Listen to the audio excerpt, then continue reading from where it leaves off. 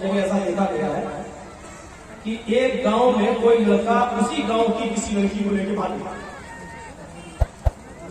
2-4 दिन के बाद पकड़ गए, गांव वापस आए। अब लड़की का बाप रोता है, मेरी लड़की तो इज्जत लुट गई, बर्बाद हो गई, मुंह दिखाने के लायक नहीं है। अब जोर डाला जाता है गांव की तरफ से कि तू लेके भागा था, चल अब शादी करो उसके साथ। ये गांव की तरफ से फैसला होता है शादी करो उसके साथ। और वो लड़का तैयार नहीं है शादी करने के लिए। वो लड़का कह रहा है शादी की कोई बात ही नहीं हुई थी। अब ये लड़की का बाप कह रहा है ये लड़का लेके भाग गया मेरी लड़की को। अब मेरी लड़की को बदनाम हो गई, कुछ हुआ हो या हुआ हो, लेकिन बदनाम तो हम हो गए। कौन मेरी लड़की से शादी करेगा? लड़के का बाप ये कह रहा भाई दोनों बातें करते थे, मोबाइल पे लगे रहते थे रात रात भर, हम क्या करें? लड़का कह रहा हम शादी क्यों करें? शादी की कोई बात ही नहीं हुई है इससे हमारी। ठीक है हम भगा के ले गए, तो तुम्हारे घर थोड़ी घुस के ले गए थे हम। फोन पे बात हुई, फला जगह तुम आ जाओ, हम भी फला जगह चल रहे, मोटरसाइकिल लेके आ जाएंगे। हम वहां मौजूद थे, ये आ गए, भाग गए। अब गांव में जो सरपंच होते, मुखिया लोग, सुनो, अगर यहां पर भी ऐसा होता है तो सुन ले इस गांव का मुखिया और सरदार, कयामत के दिन तुम्हें भी गवाही देना पड़ेगी। अब अल्लाह के सामने तुम्हें भी जवाब देना पड़ेगा। अब क्या होता है, अच्छा ठीक है तू शादी नहीं करेगा, नहीं। अब उस लड़की का तो इज्जत खराब हो गई। हाँ तो क्या हुआ, चल 5 लाख रुपए जुर्माना देगा लड़का वाला लड़की को। तेरे बाप का फैसला है। गांव के मुखिया या पंचायत में जो लोग बैठ कर फैसला करते हैं, सब लोग कुरान हदीस के खिलाफ फैसला करते हैं। दुनिया में 5 लाख 4 लाख रुपए दिलवा सकते हो, लेकिन कयामत के दिन अपने आप को बचा नहीं सकते हो। सवाल यह पैदा हुआ है कि लड़का भागा तो लड़की को तो भागी, फिर जुर्माना सिर्फ लड़के पर क्यों आयद हो रहा है? और लड़के का पैसा 4 लाख 5 लाख रुपए आप लड़की को और उसके बाप को दिला देते हैं। ये कहां की इंसानियत है? जबकि कुरान ये कह रहा है अज़्ज़ानियतु वज़्ज़ानी फजलिदू कुल्ल वाहिदिन मिनहुमा मिय्यता जल्दा। ज़िना करने की बदकारी की शुरुआत लड़के की तरफ से पहले नहीं, लड़की की तरफ से पहले होती है। भागने और भगाने की शुरुआत लड़के की तरफ से नहीं, लड़की की तरफ से पहले होती है। ये सुई है, ये धागा है। जर्जी साहब सुई में धागा डाल रहे हैं, लेकिन सुई को हम ऐसे हटा देते हैं, धागा जा ही नहीं सकता है। जब सुई अपनी जगह पर खड़ी है, कस से मस नहीं हो रही है, तब धागा उस सुई के अंदर चला जाएगा। ये साफ सही दलील है।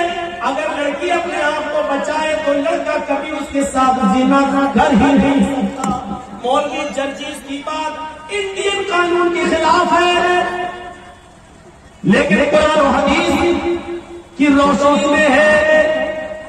जिना की शुरुआत अगर लड़के भागने के लिए तैयारी न हो तो लड़का भगा ही नहीं सकता है, लड़की भागती नहीं। सवाल ऐसा लड़की भाग ले, भगा के ले। तू तो 18 साल तक पालता रहा, फिर तू अपनी अलमारी भी नहीं बचा सका। वो पैसा भी लेके भाग गई, सोना भी लेके चली गई, जेवर भी लेके चली गई। जब तू अपनी लड़की पर इतना कंट्रोल नहीं कर सका तो जुर्माना लड़के वालों को लगाते हैं। और ये फैसला पंचायत करती है, गांव की सरपंच करता है, मुखिया करता है, सरदार करता है फैसला, जो कुरान और हदीस के खिलाफ।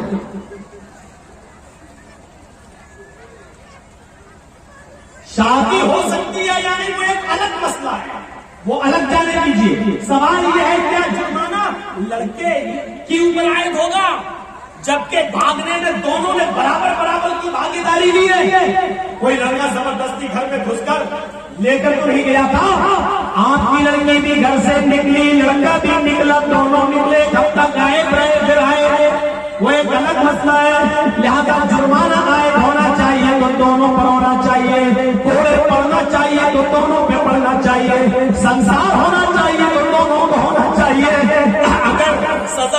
चाहिए तो दोनों को बराबर बराबर मिलनी चाहिए।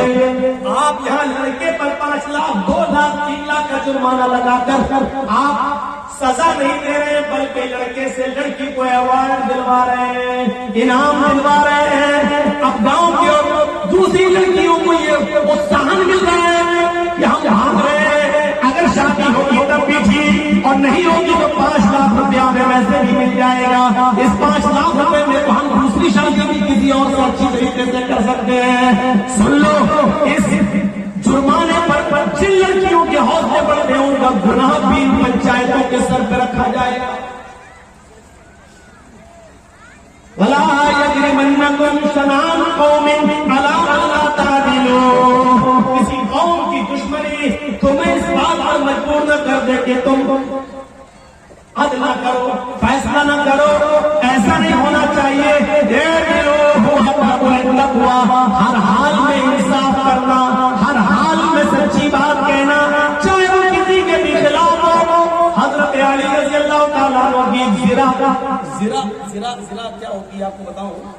जिरा होती है, जंग में जब लड़ा जाता था तो एक लोहे की कमीज की तरह या कुर्ते की तरह एक वो होता था, वो अपने गले में डाल लिया जाता था ताकि दुश्मन का तीर सीने में न लगे, उस लोहे पर लग जाए। तीर आए, खंजर आए, तलवार आए तो वो लोहे पर लगे, तो उसको बोलते थे जिरा। तो जंग में जाते थे तो जिरा पहन लेते थे साहबा। हजरत अली की भी एक जिरा थी जो घर के बाहर रखी हुई थी। हजरत अली अंदर चले गए, जिरा बाहर रखी रही। जब घर से बाहर आए तो जिरा गायब। मानिए, ठीक है।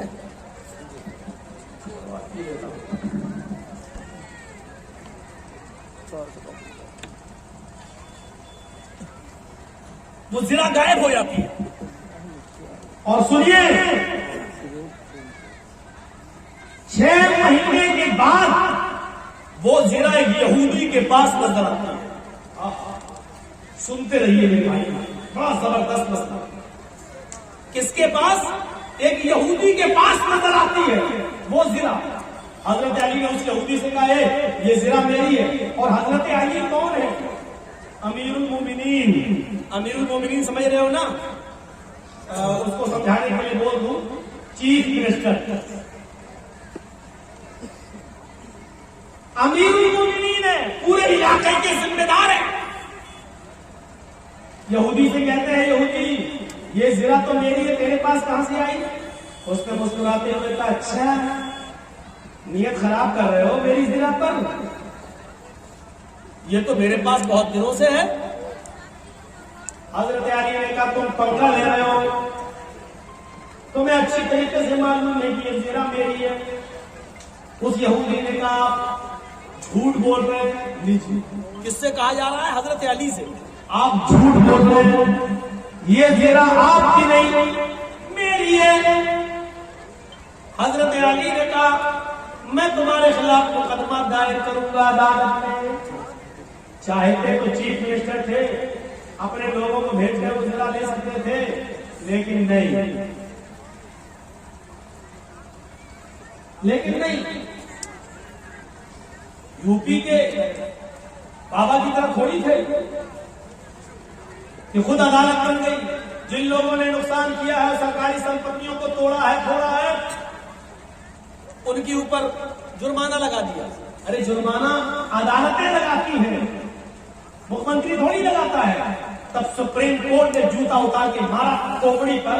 अब बात तो है नहीं कहां लगा होगा वो जूता, अल्लाह बेहतर जाने। ऐसा जूता लगा, अकल झुकाने आ गया, अकल झुकाने।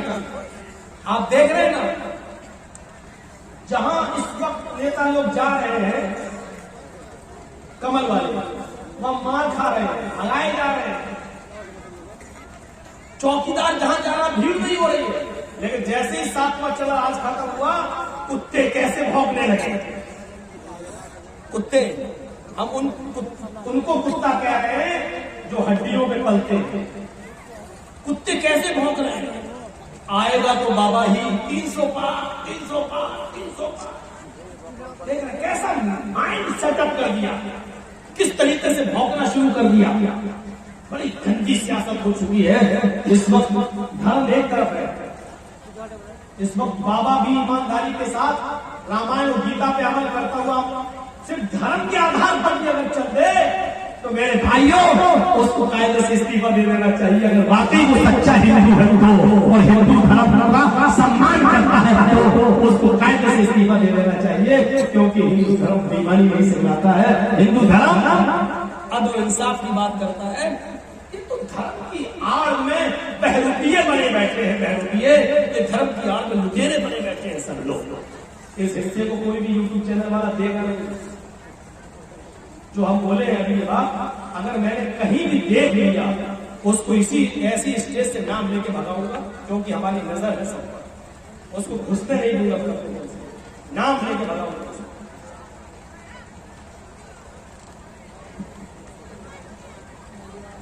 तो मैं अर्ज ये कर रहा था कि हजरत अली ने कहा मैं मुकदमा दायर करूंगा, उस यहूदी ने कहा कर दो मुकदमा। देखते हैं अदालत क्या फैसला करती है। हजरत अली ने मुकदमा दायर कर दिया, कहां? कोर्ट में, अदालत में। और जज कौन है? काजी शुरैह। और ये जज किसने बनाया? हजरत अली ने। जज किसका? अली ने बनाया। लेकिन जज बना जरूर रहे हजरत अली, लेकिन जज ये नहीं देखा कि मुझे जज बनाया किसने। जज का मतलब ये होता है कि मुझे अदल और इंसाफ को कायम रखना है। कुरान की साहिब के पेशे में दर के वाला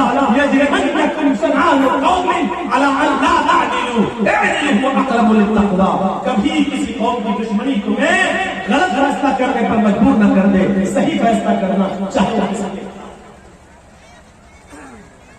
उस यहूदी के पास नोटिस पहुंचा कि तुम्हें भी आना है। हजरत अली और यहूदी दोनों एक ही दिन पहुंचते हैं काजी शुरैह की अदालत में। काजी शुरैह की अदालत में ये ऐसा जज नहीं था जो हमारा चौकीदार बना देता है, इसलिए बाबरी मस्जिद का फैसला उनके पक्ष में चला जाता है, क्योंकि हमने आपका नमक खाया है तो नमक हलाली तो करना ही है। ये सिस्टम नहीं था। हजरत अली रज़ियल्लाहु ताला अन्हु की कोर्ट में मौजूद है, एक कटघरे में खड़े हैं, यहूदी भी दूसरे कटघरे में खड़ा है। पूछा अली मुकदमा आपने दायर किया, बताओ क्या प्रॉब्लम है? कहा इस यहूदी के पास एक ज़ेरा है, वो ज़ेरा मेरी है, और यहूदी कहता है कि वो ज़ेरा मेरी है, लिहाजा इस यहूदी से वो ज़ेरा मुझे दिलवाई जाए। काजी साहब ने कहा यहूदी हजरत अली कह रहे हैं कि वो ज़ेरा मेरी है, तुम इसके बारे में क्या कहना चाहते हो? उस यहूदी ने कहा हजरत अली झूठ बोल रहे हैं, ज़ेरा मेरी है, इस वक्त मेरे पास है, मैं अदालत के बाहर रख कर आया हूं। काजी ने हजरत अली से कहा अली ये शख्स कह रहा वो ज़ेरा मेरी है, तुम कह रहे हो मेरी है। अभी ज़ेरा उस यहूदी के पास रहेगी, क्योंकि उसका मालिक वो है, अभी उसके पास है। लेकिन मुझे ये बताओ कि अगर वो ज़ेरा तुम्हारी है तो तुम्हारे पास कोई गवाह है या नहीं? उस गवाह को बुलाओ, मैं उससे पूछूं उस ज़ेरा में क्या क्या तुमने देखा है और किस बुनियाद पर कहते हो कि मालिक की ज़ेरा है। हजरत अली ने कहा हाँ गवाह है। कहा कौन? कहा है। कहा उस गवाह को बुलाओ। जब गवाह को बुलाया गया तो वो गवाह हजरत अली के बेटे हजरत हसन पे वो कटघरे में खड़े हुए और गवाही करने लगे। ऐ काजी साहब ये मेरे अब्बू की ज़ेरा है और मैं ज़ेरा को अच्छी तरह पहचानता हूँ, मेरे बाप कभी झूठ नहीं बोले, या नहीं ज़ेरा मेरे अब्बू की है, मैं गवाही देता हूँ। इस ज़ेरा को यहूदी ने लेकर मेरे बाप को दिलवाया जाए। काजी साहब का फैसला सुनिए, काजी साहब का फैसला सुनिए। काजी साहब कहते हैं अमीरुल मोमिनीन से आए अली जी आपकी गवाही आपके बेटे ने दी और शरीयत बाप के हक में बेटे की गवाही मोतबर नहीं मानती है। शरीयत कहती है, कुरान और हदीस कहती है बाप की गवाही अगर बेटा दे तो उस गवाही को नहीं माना जाएगा, क्योंकि बेटा अपने बाप के खिलाफ बोलता ही नहीं है, वो अपने बाप की हिमायत में बोलता है। लिहाजा कोई दूसरा गवाह लाओ, आपके बेटे की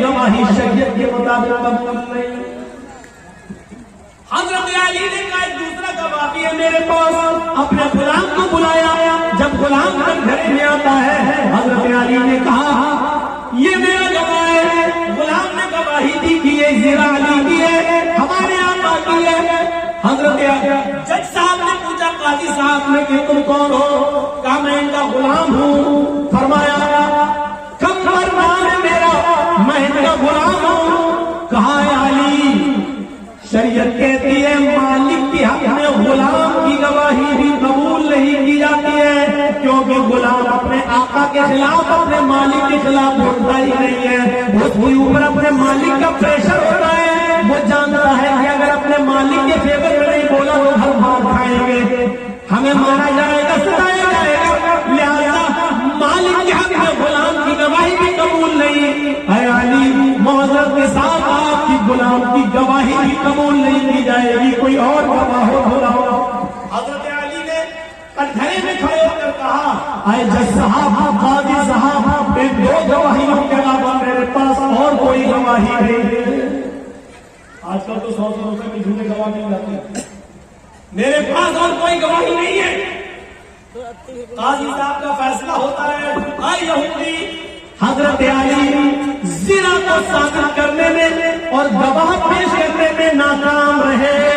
वो शरीयत के मुताबिक सच्चा गवाह पेश नहीं कर सके, और जो गवाह पेश किया वो शरीयत के दायरे में आता ही नहीं है। लिहाजा अली नाकाम रहे ज़िना को अपना साबित करने में। वो ज़िना के मालिक तुम हो, और अदालत ये फैसला करती है कि वो ज़िना के हकदार तुम ही रहोगे, वो ज़िना तुम्हारी रहेगी, उस ज़िना पर तुम्हारा हक है, तुम जा सकते हो और ज़िना करे जा सकते हो। ये उस जज का फैसला है जो हजरत अली ने बनाया, ये उस काजी का फैसला जिसको हजरत अली ने बनाया। लेकिन कुरान और हदीस के मुताबिक फैसला किया। फैसले में अगरचे ज़िना में हजरत अली की थी, ज़िना हजरत अली की थी, लेकिन गवाह वगैरह लाने में ऐसा हो जाता है कि फैसला यहूदी क्या करना पड़ता है। यहूदी उस ज़िना को उठाता है, कटघरे से बाहर निकलता है, कहता है जज साहब आपके फैसले को सलाम करता हूँ। आपने वही फैसला किया जो कुरान हदीस में बताया गया, आपने वही फैसला किया जो मोहम्मद रसूलुल्लाह ने बताया, आपने वही फैसला किया। और मैं यही देखना चाहता था कि अमीरुल मोमिनीन अली के होते हुए मुझ पर जबर तो नहीं किया जाता, जुल्म तो नहीं किया जाता। आपकी अदालत में और अली ने यह साबित कर दिया है कि यहाँ पर जुल्म और ज्यादती का कोई शायबा भी नहीं पाया जाता है। अब मेरा फैसला सुन लीजिए जज साहब, काजी साहब, हजरत अली सच्चे, ये ज़िना हजरत अली की है। ये दरवाजे के बाहर रखी हुई थी, कोई नहीं था, मैं इसको उठा लाया। 6 महीने तक मैंने इसको छिपाया, और एक दिन जानबूझकर 6 महीने के बाद मैं अली के सामने आ गया ताकि अली मेरी ज़िना को देख ले, फिर देखे क्या रिएक्शन लेते हैं। फिर सारी प्रतिक्रिया अदालत के मुताबिक चलती है, और हमने देखा इस पूरे मामले में जुल्म और सितम नहीं होता है। लिहाजा ये ज़िना अली की है, मैं अली को ले रहा हूँ। और आज इस बात का इकरार भी करता हूँ कि आपने कुरान हदीस के मुताबिक सच्चा फैसला सुनाया। आज इस्लाम से मैं भी अपना रिश्ता जोड़ रहा हूँ। अशहदु अल्ला इलाहा इल्लल्लाह व अशहदु अन्ना मुहम्मदन अब्दुहु व रसूलुहु, ये कलमा पढ़कर हजरत अली इस्लाम के सामने वो यहूदी इस्लाम ले आता है। यहां से आप अंदाजा लगाइए कि हजरत अली के खिलाफ फैसला हो रहा है। हजरत अली के खिलाफ फैसला हो रहा है तो किसी की दुश्मनी तुम्हें इस बात पर मजबूर न कर दे कि तुम उसके साथ नाइंसाफी नहीं होनी चाहिए। हमारे इतिहास के लड़के ने मुल्क शाम के अंदर एक यहूदी बच्चे को इस बात पर थप्पड़ मार दिया था।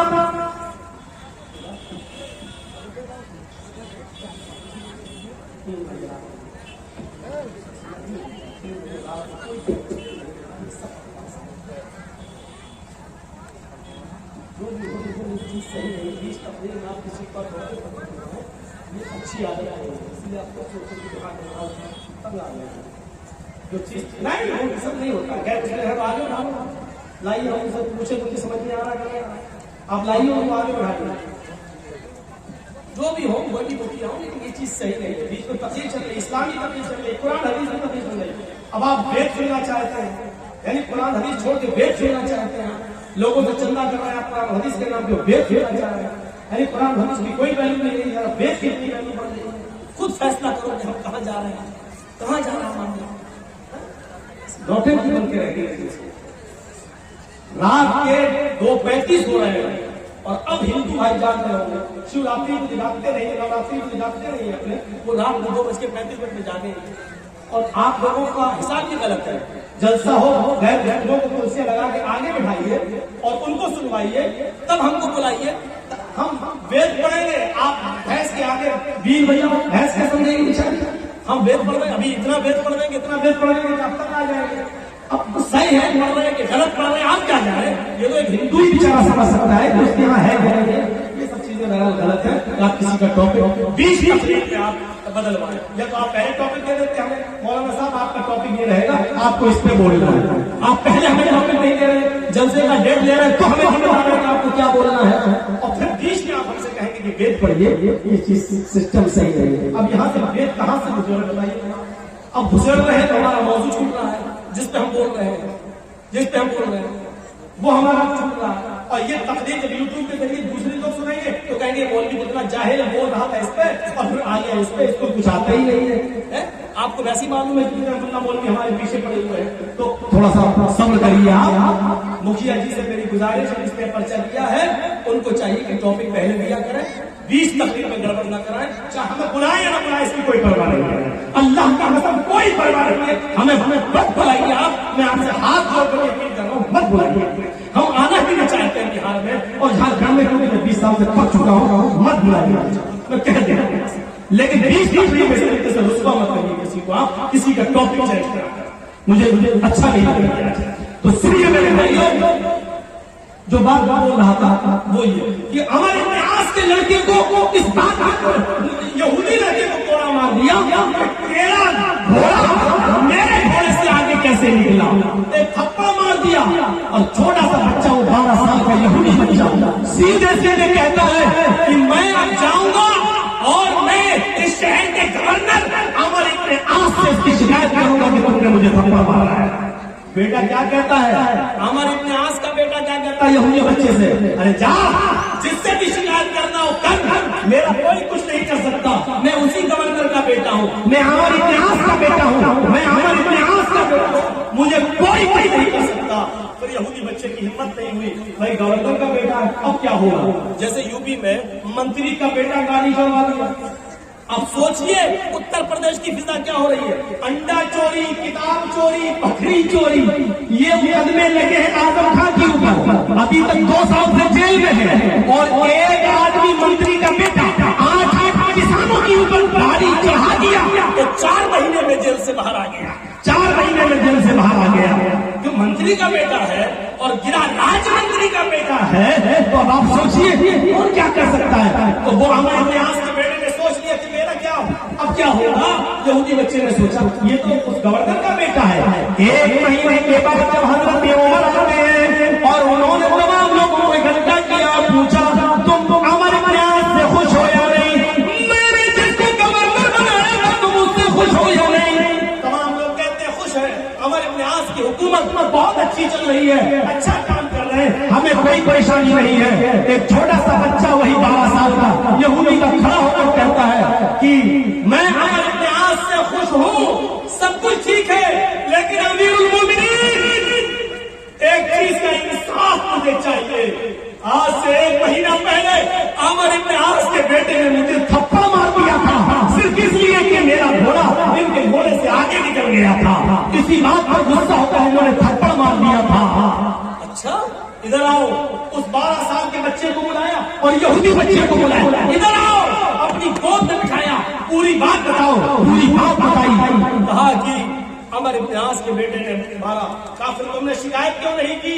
कहा इसलिए नहीं की कि अमर इब्न आस के पास तुमने आ रहा था, तो अमर इब्न आस का बेटा मुझसे बोला मेरा कुछ नहीं होगा, मैं अमर इब्न आस का बेटा हूँ, मैं गवर्नर का बेटा हूँ, मेरा कोई कुछ नहीं कर सकता। और मैं अच्छा चलो एक थप्पड़ मारो, एक थप्पड़ अमर इब्न आस के बेटे के मारा गया, जोर से थप्पड़ लगाया लगाया। फिर अमर इब्न आस से कहा आप भी इधर आइए। अमर इब्न आस ने कहा मुझे क्यों? जल्लाद से कहा एक थप्पड़ इसके बाप की भी मारो, इस गवर्नर के भी मारो। पूछा ऐसा क्यों? कहा पहले थप्पड़ खाओ उसके बाद बताता हूं। एक थप्पड़ अमर इब्न आस के भी पड़ गया। अमर इब्न आस ने कहा आपका इंसाफ तो ठीक है, बेटे ने मारा था, बेटे को मारा गया, लेकिन मुझे किस लिए मारा गया है?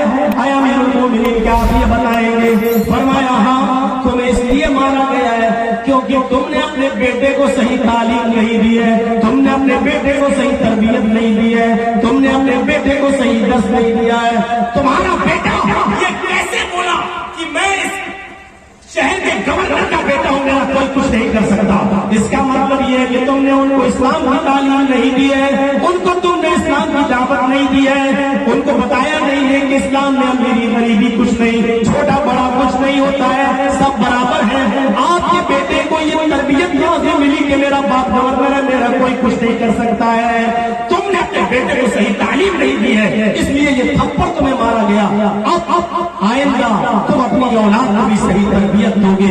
ये अदल, ये इंसाफ था, ये फैसला था मेरे भाइयों उस जमाने का। कुरान यही कहता है कि कोई दुश्मन भी तुम्हारा हो, लेकिन फैसला करना हो तो दुश्मन के अगर हक में जा रहा तो कर दो। ये मत देखो कि मेरा दुश्मन है, इसको भी कैसे वला यजरिमन्नकुम शनानु कौमिन अला अल्ला तादिलू। कोई कौम की दुश्मनी तुम्हें किसी के साथ बेइंसाफी करने पर मजबूर न कर दे। एक और चीज कुरान कहता है, कुरान ने ये बात बताई है और इस बात पर हम आपकी बात थोड़ा सा रख लेंगे, वेदों के मंत्र भी चलो इसमें हम थोड़े से जोड़ देंगे मेरे भाइयों। यहाँ पर कुरान ने दुश्मनी की एक वजह ये बताई है कि दुश्मनी कब होती है लोगों के दरमियान, उसके जड़ को खत्म कर दिया है। और उसके जड़ को खत्म करते हुए क्या कहा? वला तसुब्बुल्लज़ीना यदऊना मिन दूनिल्लाहि फयसुब्बुल्लाह अदवन बिगैरि इल्म।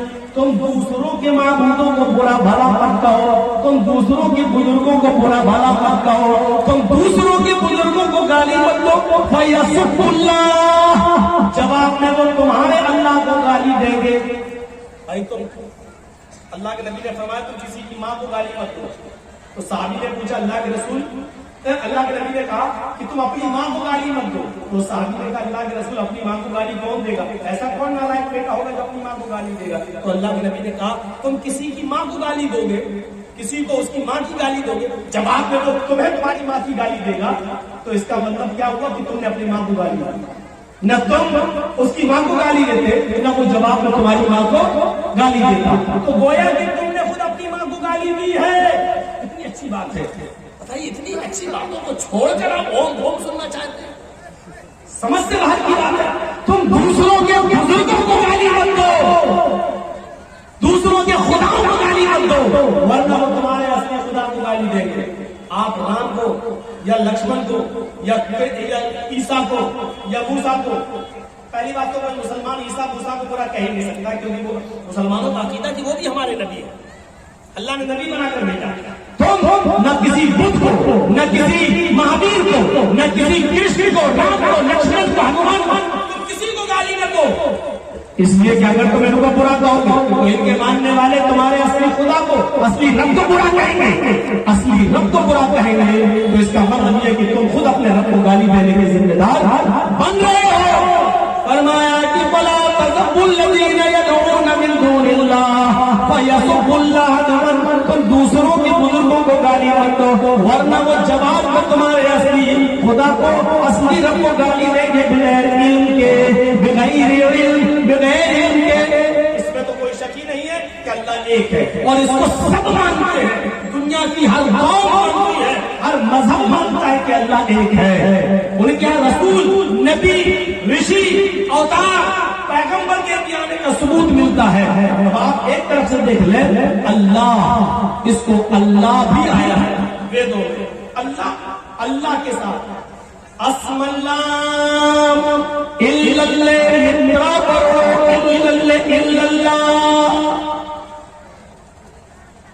देख रहे हो? अस्मल्लाम इल्लल्लाह मित्रा, इस दुनिया का बनाने वाला अल्लाह है। शब्द के साथ आया है, अल्लाह के शब्द के साथ। उसके अतिरिक्त कोई अल्लाह नहीं है, उसके अलावा कोई नहीं है, उसके अलावा कोई है ही नहीं। ये अल्लाह के साथ आया है, ईश्वर के साथ भी आया है, प्रभु के साथ भी आया है, बहुत आया है। और अग्नि के साथ भी आया है, अग्नि के साथ भी आया है। कुरान की फर्स्ट आयतें आप उठाएंगे, अल्हम्दुलिल्लाहि रब्बिल आलमीन अर्रहमानिर रहीम मालिकी यौमिद्दीन। वेद आप खोलेंगे तो आपको भी सबसे पहले यही पंक्तियां मिलेंगी। महीदे सावित्रु परिश्रुति, महीदे सावित्रु परिश्रुति। महान है हमारा वो देवता जिसके लिए सारी की सारी प्रशंसा, जिसके लिए सारी की सारी तारीफ है। महान है हमारा देवता जिसके लिए सारी की सारी प्रशंसा और सारी की सारी तारीफ है। अल्हम्दुलिल्लाहि रब्बिल आलमीन। सारी तारीफ उस अल्लाह के लिए जो दोनों जहां का पालने वाला है।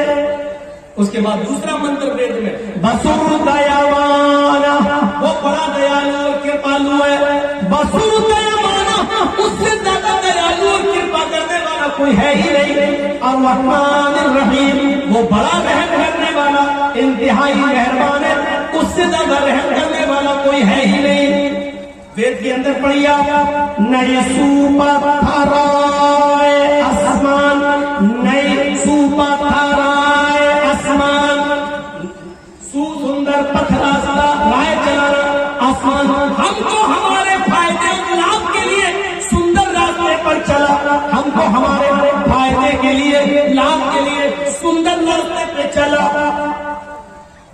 इहदिना सिरातल मुस्तकीम, हमको सीधे रास्ते पे चला।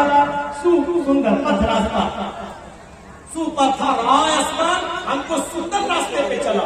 इहदिना सिरातल मुस्तकीम, हमको सिराते मुस्तकीम पर, हमको सीधे रास्ते पर चला। मेरे भाइयों, आप देख सकते हैं वेदों में स्पष्ट है, वेदों में साफ अल्लाह भी आया है। कुरान की जो शुरू की आयत है वो वेदों के शुरू में इस तरीके से आई हुई है। वेदों में तौहीद भरी हुई है।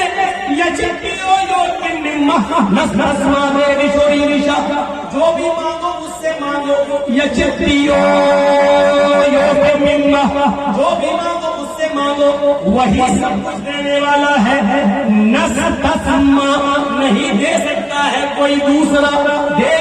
देवी देवता ऋषभ तुम्हें कुछ भी, उसके अलावा कोई दूसरा देवी देवता तुम्हें कुछ भी नहीं दे सकता है। देखिए इतना स्पष्ट कह दिया,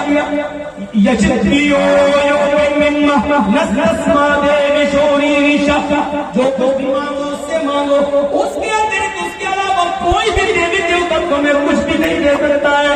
किसी को कुरान कहता है, वला तदउ मिन दूनिल्लाहि मा ला यनफउका वला यदुरुक फइन फअलत फइन्नका इज़न मिनज़ ज़ालिमीन। फइन फइन्नका इज़न मिनज़ ज़ालिमीन। अल्लाह को छोड़कर तुम किसी और को मत पुकारो, अल्लाह को छोड़कर तुम किसी और से मत मांगो, अल्लाह को छोड़कर तुम किसी और के पास मत जाओ। वला तदउ मिन दूनिल्लाह मा ला यनफउ वला यज़ुर्रुक, वो तुम्हें न लाभ दे सकता है, न हानि, न नुकसान पहुंचा सकता, न फायदा, न प्रॉफिट दे सकता है, न लॉस दे सकता है। वो किसी चीज का मालिक नहीं है, सिर्फ अल्लाह है, और कोई भी तुम्हें कुछ भी नहीं दे सकता। अगर तुम ऐसा करोगे तो जालिम करार दिए जाओगे, अगर ऐसा करोगे तो जालिमों में लिखा जाएगा तुम्हारा नाम, अगर ऐसा करोगे तो जुल्म का शिकार बन जाओगे, जालिम कहलाए जाओगे तुम। यानी अल्लाह के अलावा दूसरे से मांगोगे तो जालिम करार दिए जाओगे। ये वेदों में लिखा हुआ है कि जो मांगना है ऊपर वाले से मांगो, जो कुछ भी मांगना अल्लाह से मांगो। उसके अलावा अगर किसी और के सामने अपना दामन फैलाओगे तो जालिम लिखे जाओगे, जालिम करार दिया गया है। इसी को कुरान दूसरी जगह कहता है, इन्नल्लज़ीना तदऊन मिन दूनिल्लाहि लन यख़्लुक़ू ज़ुबाबन वलौ इज्तमऊ लहू। अल्लाह को छोड़कर तुम जिनको पुकार रहे हो, जिनसे बेटा बेटी मांग रहे हो, जिनके आस्थानों पे जा रहे हो, वो सब मिलकर एक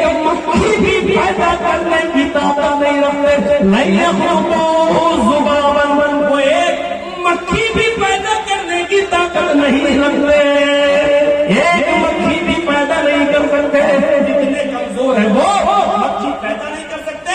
अरे मक्खी अगर कुछ लेके हो जाए तो ये सब पकड़ कर उस मक्खी से वो चीज छीन ही नहीं सकते।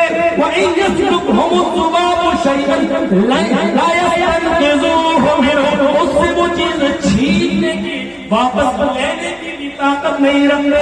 ये इस्लाम का नजरिया है। और उधर हिंदू धर्म ने साफ कह दिया है कोई नहीं है जो तुम्हें कुछ दे सके, अल्लाह के अलावा कोई भी, ईश्वर के अलावा कोई भी देवी देवता नहीं है जो तुम्हें कुछ दे सके।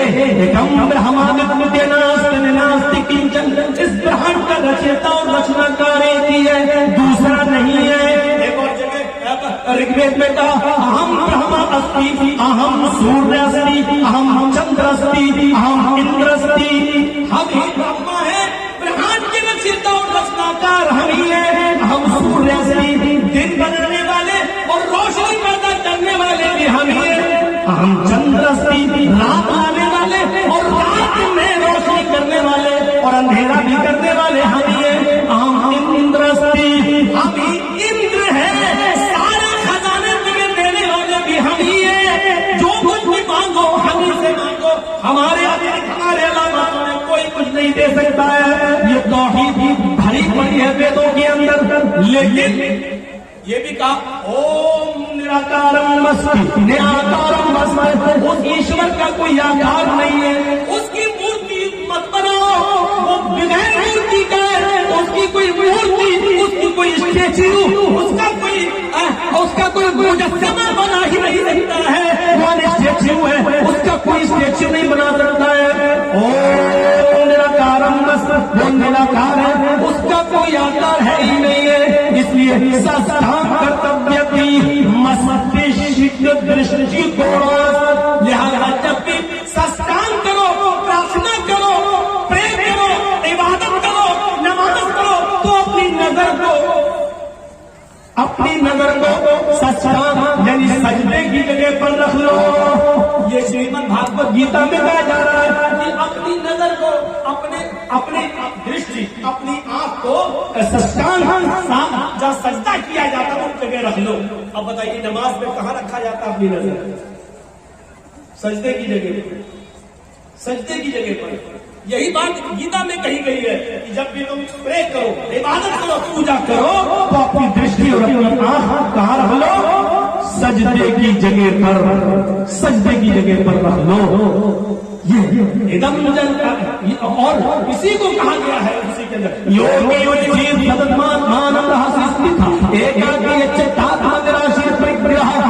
पूजा करने खड़े हो जाओ, नमाज पढ़ने खड़े हो जाओ, इबादत के लिए खड़े हो जाओ, तो पूरे शरीर का योग कर लो, पूरे शरीर की पूजा करो, पूरे शरीर के अंग अंग की एक्सरसाइज करो। और इसको हमेशा करते रहना, कभी मत छोड़ दो, बराबर करते रहना, कभी मत छोड़ दो। अगर एक टाइम की भी पूजा छोड़ दोगे, स्थिता तो धर्म से हट जाओगे, धर्म में कायम नहीं रहोगे। एकाकी एक ईश्वर के सामने खड़े हो जाना, यज्ञात्मा, और अपनी आत्मा को उसी की तरफ, अपने हृदय और दिल को उसी की तरफ लगा देना। निराशी, सबसे निराश हो जाना, परिग्रह। लेकिन ऊपर वाले से निराश मत होना, परिग्रह। ऊपर वाला ही सब कुछ देने वाला है। यानी जब नमाज पढ़ने खड़े हो, एकाकी, तो एकाकी एक अल्लाह के सामने खड़े हो जाओ, एकाकी यज्ञात्मा, और अपनी आत्मा को, अपने हृदय को वही लगा लो। यानी नमाज में इधर उधर मत देखो, दिल पर अल्लाह की तरफ लगना चाहिए। इसी को अल्लाह के नबी ने फरमाया, अल्लाह की इबादत जब करो तो ऐसे करो गोया कि तुम अल्लाह को देख रहे हो। अगर ये तसव्वुर तुम्हारे अंदर ना आ सके तो फिर ये तसव्वुर आ जाए कि वो हमें जरूर देख रहा है। जब तुम ये सोचोगे कि अल्लाह हमें देख रहा है तो इबादत अच्छी तरीके से करोगे, अच्छी तरीके से नमाज पढ़ोगे, अच्छी तरीके से इबादत करोगे। वेदों में अल्लाह का नाम, वेदों में नबी का नाम, वेदों में कुरान का नाम, वेदों में आखिरत का, कयामत का जिक्र, बड़ा है मेरे भाइयों। लेकिन 20 साल की से भरी जिंदगी और 20 साल से संस्कृत और रामायण गीता सुनाने के बाद भी हम इस नतीजे में नहीं पहुंचे कि इतना सुनाने के बाद एक गैर मुस्लिम को भी मुसलमान बनाया जा सका हो।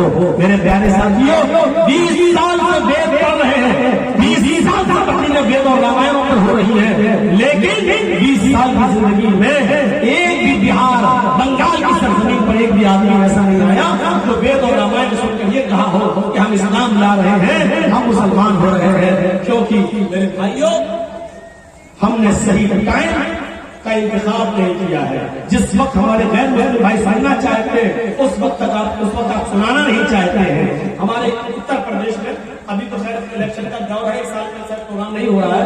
बम्बई वगैरह चले जाइए तो गैर मुस्लिमों के लिए जलसे होते हैं, करते हैं, तो वहां क्या करते हैं, उनके लिए आगे कुर्सियां बिछा दी जाती हैं आगे, और उनको सवाल जवाब करने की पूरी परमिशन होती है। 1 घंटा मैं बोलता हूँ, तकरीर करता हूँ, और 1 घंटे के बाद आधे घंटे का टाइम गैर मुस्लिमों को दिया जाता है। आपको अगर कोई सवाल करना हो तो आप सवाल कर सकते हैं। तो अच्छा लगता है, वहाँ सुनाया जा रहा है, वो आगे बैठे हैं, वहाँ मंत्र नंबर, पेज नंबर, सफा नंबर, कांड नंबर, सूत्र नंबर, श्लोक नंबर सब बताने में अच्छा लगता है, और ठाकुर का सवाल भी होता है और उसके जवाब देने में अच्छा लगता है। मेरे भाइयों, यहाँ एक रस्म बनी है बस। हमने तो कभी नहीं कहा कि मेरे नाम के आगे चतुर्वेदी लगाओ। पता नहीं इश्तिहार में क्यों लिखने लगे हैं। मैं इस बात का इकरार करता हूँ, भरे मजमे में इकरार करता हूँ, मैं चतुर्वेदी नहीं हूँ। अल्लाह की कसम मैं चतुर्वेदी नहीं हूँ। मैं फिर कसम खाकर कहता हूँ, अल्लाह की कसम मैं चतुर्वेदी नहीं। मैंने कई बच्चों में कहा कि मेरे नाम के आगे चतुर्वेदी नहीं लगाओ। मैं नहीं हूं चतुर्वेदी। आप जुल्म करते हैं, धोखा देते हैं आवाम को चतुर्वेदी डालकर, और हम ही नहीं, हिंदुस्तान के अंदर इस वक्त मुसलमानों में कोई चतुर्वेदी है ही नहीं। कोई भी, किसी भी मौलवी को बुला लो, नाम लिख सकते हो इश्तिहार में चतुर्वेदी, लेकिन चतुर्वेदी नहीं। चतुर्वेदी कहते हैं जो किसी यूनिवर्सिटी में चारों वेदों को पढ़कर वहां की डिग्री लेकर आया हो। जैसे कोई मौलाना मदरसे में पढ़े बगैर आलिम नहीं हो सकता, उसी तरीके से कोई आदमी किसी हिंदू की शास्त्र पढ़े बगैर और हिंदुओं के इदारे में पढ़े बगैर चारों वेद बगैर कोई चतुर्वेदी नहीं हो सकता है। यहाँ तो जमीन से पत्थर खोदो तो चतुर्वेदी निकलता है, एक ढूंढो तो 100 पैदा हो जाते हैं। सबसे पहले हम अपने नाम के आगे कहते हैं कि चतुर्वेदी में नहीं हूँ। सेल्फ स्टडी की है, मुताला किया है, थोड़ा बहुत मैं पढ़ता हूँ, सुनाता हूँ। मेरे भाइयों, इससे ज्यादा चतुर्वेदी की हैसियत नहीं। ना मैं मुफ्ती हूँ, ना मैं चतुर्वेदी हूँ। मेरे नाम के आगे ये चतुर्वेदी का लफ्ज न लगाया जाए। कई जगहों पर मैंने कहा, आज भी कह देता हूँ कि चतुर्वेदी का लफ्ज मेरे नाम के आगे नहीं लगाया जाए। ये धोखा होगा आवाम को चतुर्वेदी का लफ्ज निकालकर। हम चतुर्वेदी नहीं है, एतराज करते हैं। कोई अगर मुझे जाहिल कहता है तो कहता रहे, कोई मुझे अनपढ़ गवार समझता है तो समझता रहे, ये उसकी अकल पर डिपेंड करता है। लेकिन मुझे इस बात का एतराज को स्वीकार करने में कोई शिद्दत पैदा नहीं हो रही है। अल्लाह की कसम में चतुर्वेदी नहीं है। तो मेरे भाइयों, आपके कहने पर मैंने इतने मंत्र पढ़ दिए हैं, वो मंत्र मेरे खुद समझ में नहीं आए। रात के 3 बजे सुना रहा हूँ, आपके क्या समझ में आए होंगे, वह नहीं बेहतर जा रहे हैं। इससे तो अच्छी बात वो थी जो चल रही थी। 1 बजे मेरा टाइम था, 3 बज चुके हैं। मेरे प्यारे साथियों, मैंने 2 घंटे का टाइम आपका लिया है। अब मैं इस उम्मीद के साथ आपसे रुखसत हो जाऊंगा कि आप इस इंसानियत को बरकरार रखें, और इंसानियत में हिंदू, मुसलमान, सिख, ईसाई सब आते हैं। सबकी इज्जत होनी चाहिए, सबका सम्मान होना चाहिए, और सबको बराबरी की नजर से देखा जाना चाहिए। सबके साथ हमदर्दी होनी चाहिए, सबके साथ वफादारी होनी चाहिए। और यही इस्लाम की दावत है, यही इस्लाम की शिक्षा है, यही इस्लाम का मिजाज है। इसको समझने की जरूरत है। अल्लाह ताला से दुआ है कि हमारे हमारी हमारे गुनाहों को बख्श दे, हम जमीन मुसलमानों को समझने की तौफीक अता फरमाए। इसी प्रकार के बड़े बड़े उलमा की तकरीर को सुनने के लिए ओके इस्लामिक चैनल को लाइक करें, शेयर करें, और चैनल पर नए हैं तो चैनल को सब्सक्राइब करें, ताकि बड़े बड़े उलमा की तकरीर की नोटिफिकेशन सबसे पहले आप तक पहुंचे।